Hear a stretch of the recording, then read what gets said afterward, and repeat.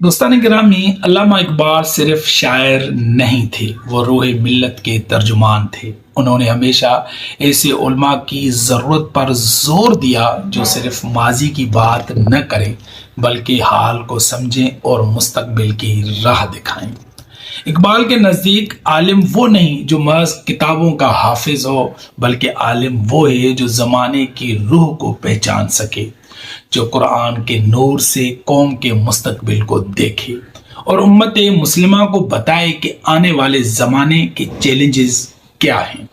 علامہ اقبال فرماتے ہیں کہ تقدیر کیا ہے کوئی کہہ نہیں سکتا، مومن کی فراست ہو تو کافی ہے اشارہ۔ اقبال کہتے ہیں کہ اگر ایک عالم کے پاس مومن کی فراست ہو تو وہ زمانے کے بدلتے ہوئے رخ کو سمجھ سکتا ہے، وہ مستقبل کے اشارے پڑھ سکتا ہے۔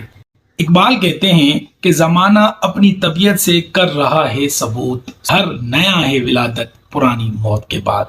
دنیا بدل رہی ہے، نئے خیالات، نئی تہذیبیں، نئی ٹیکنالوجی، نئی سیاستیں جنم لے رہی ہیں۔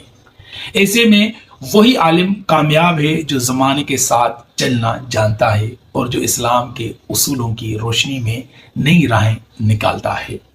ہزاروں سال نرگس اپنی بے نوری پہ روتی ہے، بڑی مشکل سے ہوتا ہے چمن میں دیدور پیدا۔ اقبال کا یہ دیدور دراصل وہی عالم ہے جو بصیرت علم اور شعور کے ساتھ قوم کی رہنمائی کرتا ہے۔